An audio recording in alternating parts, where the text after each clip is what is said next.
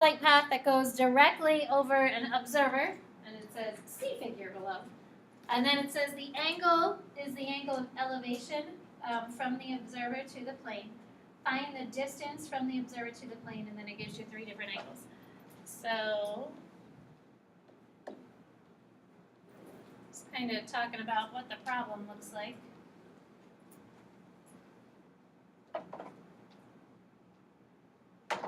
So here's our little observer, and up here is the plane, which I'm not really good at drawing planes, so my plane is going to be a star in the sky instead.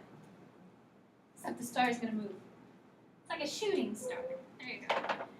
It gives us an angle here. That's the angle of elevation because it's the angle from the person looking up to the object. You elevate your head to look into the sky. And then it says currently that that plane is 6 miles above you, which you can still see, but it's probably small. Not like the planes that go over my house. I swear they're like right over my house when they come over. I'm on a flight path, and they're so close. And then we have the distance.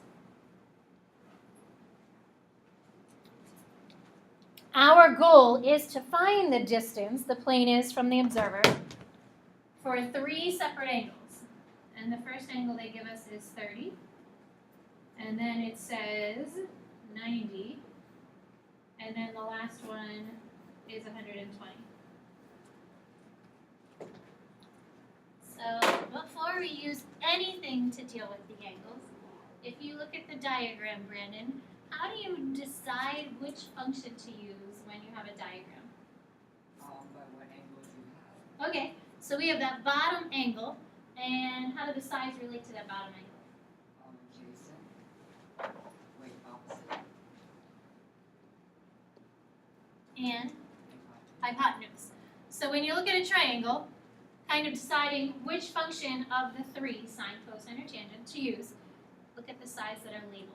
So we have a side that's labeled with 6 and another one that has a D. It's still labeled, even though we don't know that number. It still is part of our triangle. So Brandon, if we have opposite and opposite and hypotenuse, that means we want to use Sine. Yeah. So the sine of any angle is equal to the opposite of over the hypotenuse of the triangle. So I'm going to keep the angle here because I want to write just a general formula that we can then use for the 3 angles that they give us. So the sine of some angle is equal to the opposite, which is 6, and the hypotenuse, which is the variable d. So how would you solve this equation for d? Because that's what we're really trying to find. Chelsea? It would be d equals 6 over the sine. This is called a general equation. If you're asked to find multiple parts for the same equation, then it makes sense to solve the equation for the variable we're trying to find, and then just take that equation and plug in the angles that you're given. So now that I have this general equation, we can find when the angle is 30 degrees, we can find the value when the angle is 90 degrees, and we can find the value when the angle is 120 degrees just by plugging it into the general equation.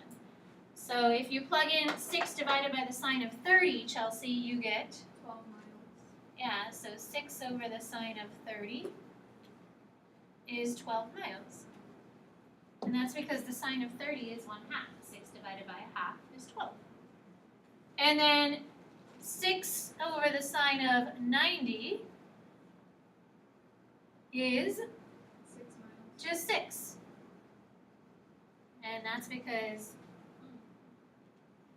the sine of 90 degrees is 1. So if you're directly overhead, you're 6 miles above the observer. And then, Chelsea, one more time. You're doing so good here. The 6 divided by the sine of 120 6.93. is 6.93 miles. And the sine of 120 is a 60-degree angle. That's in the 60-degree angle family. So you're taking 6 divided by the square root of 3 over 2. That's what the calculator's really doing, which is 6.3 miles. So that's when the plane has traveled past the observer, and the observer now is looking in the other direction. So instead of looking this way, they've flipped and looked the other direction. Questions on 125? So when I did my problem, I got like a general equation, and then once I had that general equation, I just used the general equation 3 times.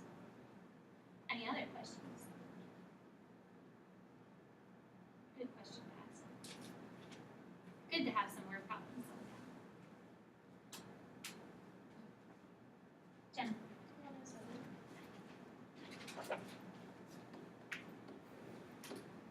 107, is that the one that gives us secant? So it says the secant of an angle is equal to negative 2 squared roots of 3 over 3.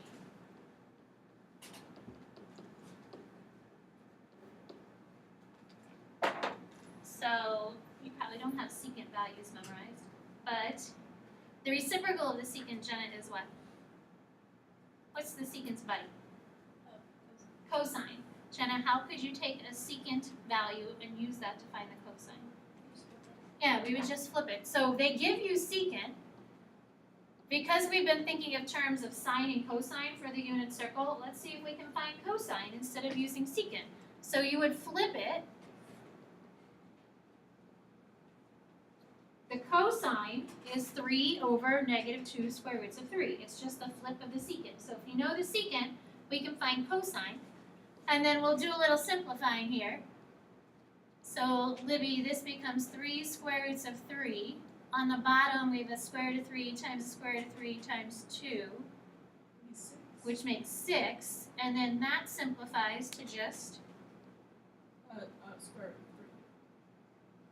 3 over 2. over 2. So these guys reduce, and we get the cosine is equal to the square root of 3 over 2, negative square root of 3 over 2. This is a value on the unit circle.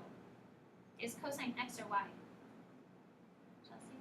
X. So this is saying the x of the ordered pair is negative square root of 3 over 2.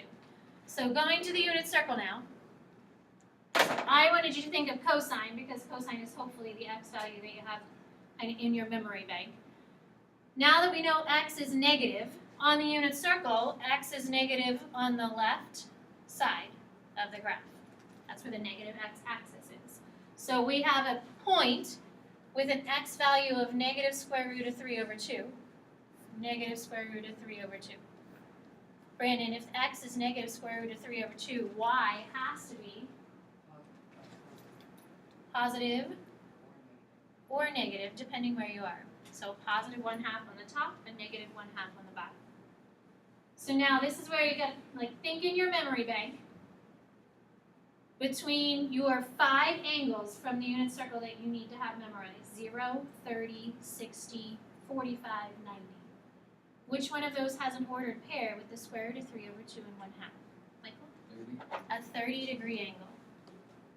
So 30 degrees is the angle that correlates with an ordered pair of the square root of 3 over 2 and 1/2.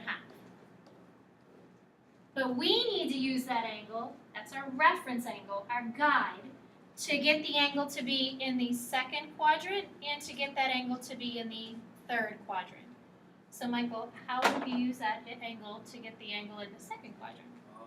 The one in the second quadrant, I just kind of knew, I just remembered it. Yeah, It's awesome. 150 degrees, and then that's 5 pi over 6. Nice. And then the angle in the third quadrant, the other way you could think about that is to take 180 minus 30 degrees. It's 30 degrees less than 180 to be in the second quadrant. Or 180 plus 30 degrees, because it's 30 degrees more to be in the third quadrant, Michael, which would be? That's 210 degrees, and that's 7 pi over 6. And 7 pi over 6. So the reference angle is your guide. It helps you find the angle that you need in the correct quadrant. By using that 30 degrees and saying, and if you have a picture, it really helps. Draw some things and get something to look at. We need to be 30 degrees less or 30 degrees more. So less than 180, subtract. More than 180, add. To get the angle in the second and the third quadrant. And then he gave me the corresponding radian value. 150 degrees is 5 pi over 6. 210 is 7 pi over 6. So instead of thinking about it as having the secant, translate it to cosine, because cosine goes with the ordered pair. Questions on that? We're going to do more problems like this today, where we're thinking about finding the angle instead of trying to work in good algebra values. So we'll look at a couple more problems like this. You will need your calculator today, so if you could take that out.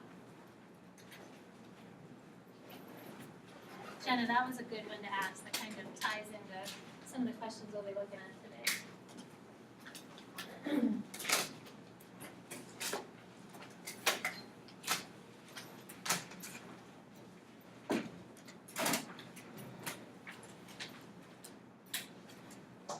So we have not used the calculator very much because most of the angles that we've been working with have been angles on the unit circle, or it's been triangles that we can use Pythagorean theorem, and we're just finding the ratios of the sine, cosine, tangent, and their three reciprocal functions. But today we're going to try and look at some of the angles that might not be memorized from the unit circle, because there are other angles, like a pi over 12 angle or a pi over 5 angle. Like, they still exist. We just don't memorize all their ordered pairs because they're not quite as nice and neat as a square root of 2 over 2, square root of 3 over 2 value. So the first two problems, just a little warm up about using the calculator since we haven't really used it much. It wants us to evaluate to 4 decimal places with a calculator. Is there a cotangent button on your calculator? Yes. Yes. It has the inverse, if you didn't say. That isn't the cotangent button. That is the inverse button. And they're not actually inverses, they're reciprocals. So we can't use the inverse button. We use that button to find the angle. So the inverse button is strictly used to find the angle. We already know the angle, so we can't use that button. But Brandon, how could we use the calculator then? So if we can't use the inverse, We plug in tangent and then just find its reciprocal. so you said we plug in tangent and find its reciprocal. Really close, Brandon. Chelsea? You could just do 1 over the tangent. Yeah, so the cotangent, its reciprocal is 1 over the tangent. So if you know the cotangent, or you want to find the cotangent, we find it by taking 1 over the tangent of 410. They're equivalent, reciprocal functions. That's an identity. The one side is equal to the other. So in your calculator, you're going to do 1 divided by the tangent of 410. Now, this angle is a degree value. So in the calculator, go to the mode, make sure your mode is in degrees. If it's not, it's going to give you an incorrect answer because it's treating that number of 410 as a degree or a radian based off of the value you have inserted with the calculator. So Chelsea, the value of cotangent of 410, which is really 1 over the tangent of 410, is? 0.839. And that's 4 decimal places. Anybody not get that? So for letter B, we have the cosecant of -7. So Asia, which function goes with cosecant? Sine. So instead of doing the cosecant of -7, we're going to take 1 over the sine of -7. What does your calculator need to be in if we have an angle in -7? Right, this is a radian value. If it doesn't have a degree symbol, it's radians.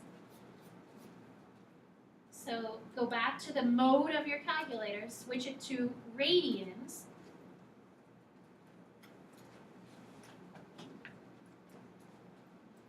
And then plug it into the calculator. So Michael, what did you get there? Negative 1.5221.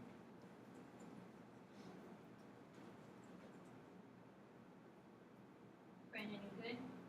Yeah. Questions? So we don't use the inverse button, but instead we're using the reciprocal function. Because we know the angle, and when you know the angle, we can't use the inverse because that's finding the angle. So instead we're just kind of thinking of it as the reciprocal. So we're going to come back to this. If you look at the first example, it is kind of a review problem. We've done this type of problem in 3 different sections. You've probably done, I don't know, like 25 of them. But it gives you a function. So you're given one of the 6 functions, and in this case, it's the cotangent. So the cotangent is equal to -3. It also says that your angle is in the second quadrant. The directions, and these directions are very similar for a lot of the problems we've done. Find the other 5 trig functions. So we don't want to find the angle, we're just working on getting those other 5 functions. It also says in parentheses, draw a right triangle in the appropriate quadrant. So part of sketching, or part of the test on Friday, will be to see if you correctly draw an angle where it's supposed to be located, or a triangle where it's supposed to be located. Now, this one gives you the second quadrant. It doesn't necessarily have to give you that. It could say, and the fact that the cosine is less than 0. Like, they could give you another condition. But when you draw your triangle, make sure that the angle comes out of the center, and the triangle connects to the x-axis, because that's where the reference angle is located. So it doesn't connect to the y-axis, it connects to the horizontal axis. Every time we draw a triangle, it goes down to the horizontal axis. So my triangle is drawn, but it's not really labeled. Eris, if you have cotangent, how would that help us label a triangle? X over Y. Excellent. She said it's x over y. So it doesn't have a y value, but any whole number or integer we can always place with a 1 underneath. So now the x value is -3, and we can label the triangle with the -3. The y value is 1. Even though it wasn't there, any number can be placed over 1. Eris, how would you get the hypotenuse? 1 squared minus 3 squared. And then c squared, square root them. Yeah, square root them. So 1 squared plus a -3 squared is equal to c squared, or r squared, depending on how you think about it. If you have a circle, it's a radius. Which means we have the square root of 10. So triangle drawn, appropriate quadrant, sides are labeled using cotangent being x over y because tangent is y over x. And then the other functions. So tangent's easy because it's the reciprocal of what we already have. If cotangent is -3, the tangent is -1/3. And then try and get the sine and the cosecant. The cosine and the secant.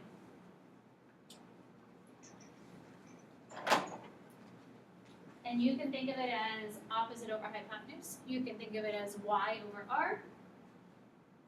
Both of those mean the same exact thing. So we've approached this problem thinking about it in multiple ways.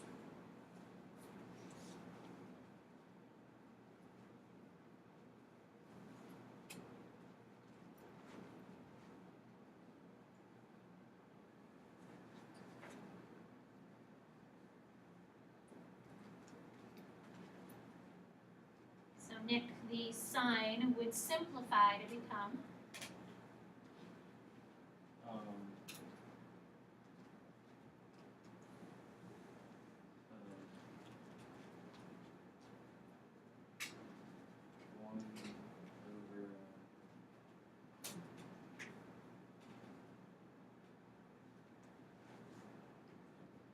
so 1 over the square root of 10. And then what's that become? 1 over the square root of 10.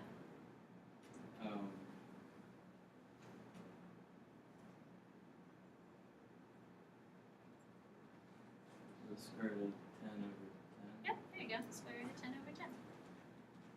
Its reciprocal is just the flip of this. It's r over y. Well, that's just the square root of 10.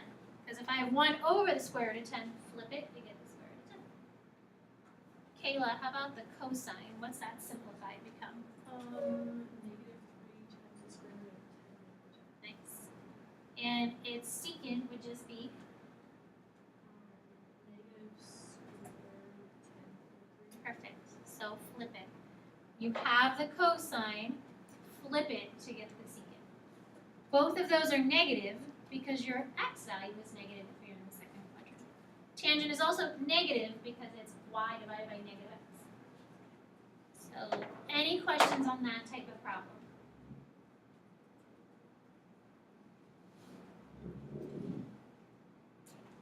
The other problems that we're going to do are going to be new. So this was kind of a review.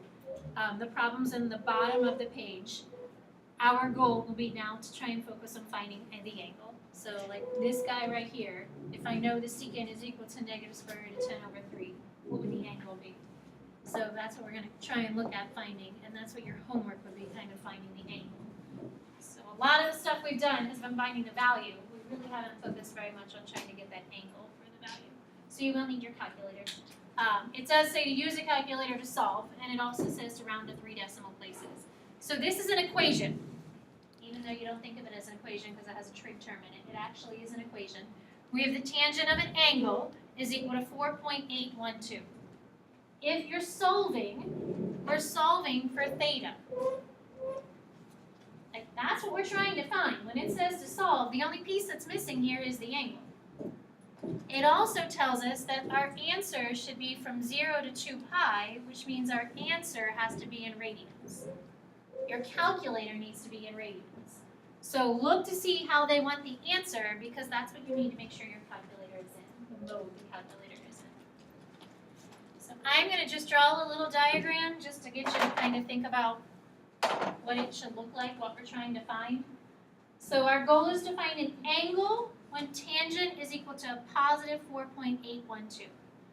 Brandon, where is tangent positive on the graph? Don't know off the top of my head. Oh, yes you do. Oh, you're flipping. Quadrant 4 and quadrant 1. Okay, I agree with 1. Libby? Quadrant 3. Why quadrant 3? Because if x and y are negative, they cancel out. So, I can't read Roman numerals that's right. right now. So it's quadrant 1 because all of them are positive in quadrant 1. Sine is positive in 2. Tangent is positive in 3. Cosine is positive in 4. So I just made 2 random lines. I have no clue where they should be. I just have 2 lines here. I didn't want them to look like they were connected, so I have them at different angles. We're going to find an angle in the first quadrant and an angle in the third quadrant by using the calculator. So Brandon said that the cotangent was on the calculator by using the inverse, and I said, no, actually that's not cotangent. That's finding the angle. So we're going to take the inverse tangent of the number they give us, 4.812. When we use the inverse, you're finding the angle. Anytime you use the inverse function, you're actually finding the angle. And that's what we don't know, which is why we want to use that function. So Brandon, in your calculator, the inverse of 4.812. How many decimals? 3. 78.260. Are you in radians? No. Yeah, that sounds like a degree value. If that were degrees and we were asked to find degrees, you'd be totally correct.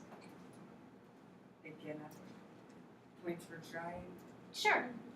1.366. Okay. Radians. Much better, and that's radians. So a degree value is going to be bigger, a radian value is going to be smaller. That's kind of a gauge for you to think about. Degrees are going to usually be a larger value. So that radian value is 1.366. That's this angle right here, 1.366. That's also a reference angle that we're going to use to try and get the second angle. So we have one angle, but we're actually going to have 2 as an answer because tangent has the same value in the first quadrant and the same value in the third quadrant. And to get that angle in the third quadrant, we need to go all the way around past 180 or past pi and go that extra space to be in the third quadrant. That extra space is that 1.366 value. So to find your second angle, we're going to take pi and add 1.366 to it.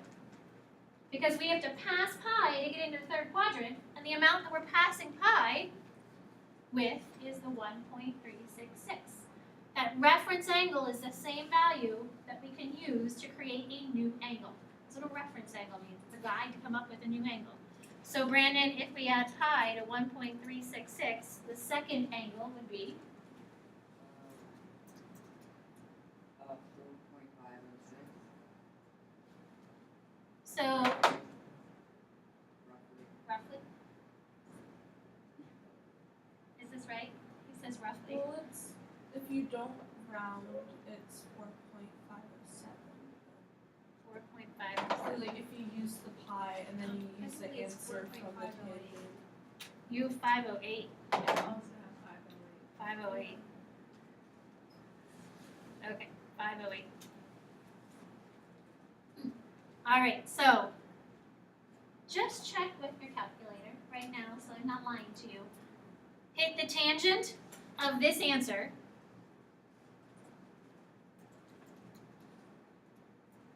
Does it give you 4.812? Close. How far is it off? 4.824. Okay, so it's a little off because of the rounding. But it's pretty close. So you can at least check your work by taking the tangent of the angle, and we rounded here, so if you round here, it's going to be slightly off. But it's fairly close. It's 0.12 off. Questions? So we're going to do another one right next door. This one says the cotangent of negative 1.280. Brandon, is cotangent on your calculator? No, No! can we, But we could make it tangent, right, Brandon? yeah, How can you make it tangent? put a 1 over Put it. a 1 over it. Because tangent is in the calculator, cotangent is not. So if it says cosecant, cosecant is in the calculator, but 1 over it is the sign. If it says secant, secant isn't in the calculator, but 1 over it is the cosine. So you can't use cotangent, secant, or cosecant, but once you place a 1 over them, then we can use their reciprocal functions. So in the calculator, we're taking the inverse of 1 over negative 1.280. Because that's the cotangent, but we can't plug cotangent in the calculator.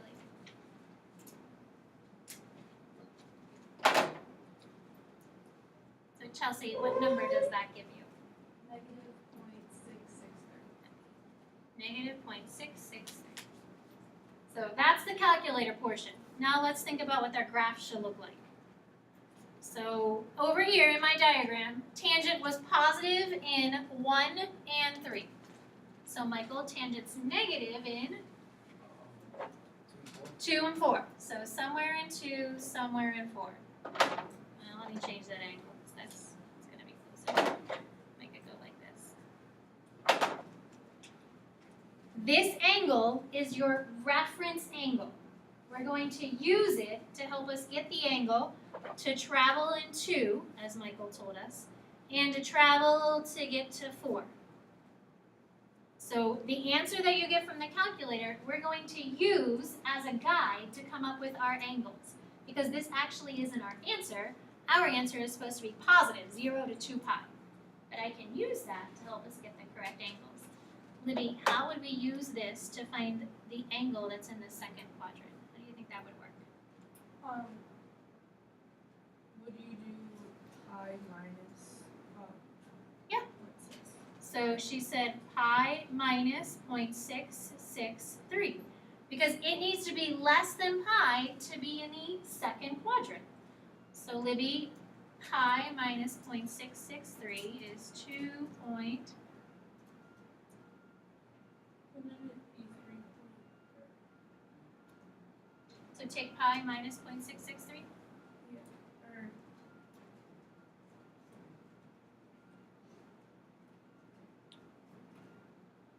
oh, it'd be 2.478 or 9. Okay, 2.479.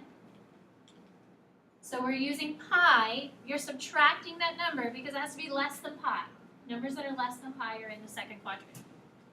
To get the fourth quadrant, we're going to use 2 pi because to be in the fourth quadrant, you have to be less than 2 pi. So that same number, 2 pi minus 0.663. So if you have a little visual that you can see, well, the angle has to be less than 180 or less than pi. The angle has to be less than 2 pi. So how do I get a number less than 2 pi? Well, you take 2 pi minus the angle the calculator gave you. And that number, Libby, is 5.62. 5.62. And there's a 0 back there. Questions? So again, it's like different than what we've been doing because we're not using nice angles on the unit circle. I mean, these are like crazy radian values. They're not even degrees. Sometimes using degrees makes it a little better because you're looking at a degree value and it makes more sense. Right? What made you want to become a math teacher? I had a phenomenal 9th grade teacher for whatever I had her for, I had her in 9th grade. And then I had her again my senior year. And I really liked her. She's zany, wacky, creative. She always wore the same outfit though, like every other week. I try not to do that. It's like not right. I know I'm crazy. Who like looks at their teacher's outfit and says you just wore that 2 weeks ago? She also had a really cool Mazda. Oh, what's the really like fast, sporty Mazda? It was red. It was a convertible. It was really cute. I have to think of it. I think it's with an M. Nobody? No, I'll look it up. That's why. Other questions? And I like math, Brandon. Just a little. Just a little. Just a little. All right, if you flip the page, I'm gonna. Miss Biscuit hated chemistry in high school. When Oh, she was a chemistry well, look at teacher. that. No, I didn't like chemistry. I liked math. But there's a lot of math in chemistry. I'm gonna go down to the bottom of the page. I'm not skipping like anything crazy. It's just those 2 warm-up problems that we did at the first problem with the calculator. I'm skipping over them. So I'm just gonna skip those 2 warm-up problems. And I want to go down to the last problem at the bottom of the page. The directions in this example 4 say to use the calculator or your trig knowledge to solve the following. Round it to 3 decimal places when necessary. So we're going to use our trig knowledge and look at example C. Why don't you need a calculator to solve example C? Brandon? Because we already know exactly where cosine is equal to negative 1. Yeah, we can at least recognize the negative 1/2 is somewhere on the unit circle. So if you have the cosine, Brandon, and it's negative 1/2, is cosine x or y? Well, first it is, well, it's x. Okay, so cosine is x It's on the left side. because x is negative. So negative 1/2 on the left, negative 1/2 on the left. And Its it's a 30-degree angle. partner is the square root of 3/2, square root of 3/2. All right, so now we have that part. The next part would be to think of what the angle would be on the unit circle that has an ordered pair of a 1/2 and the square root of 3/2.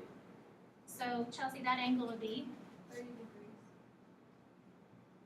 Wait, JK, 60. there you go, 60 degrees. That's our reference angle. So a 60-degree angle has 1/2 square root of 3/2.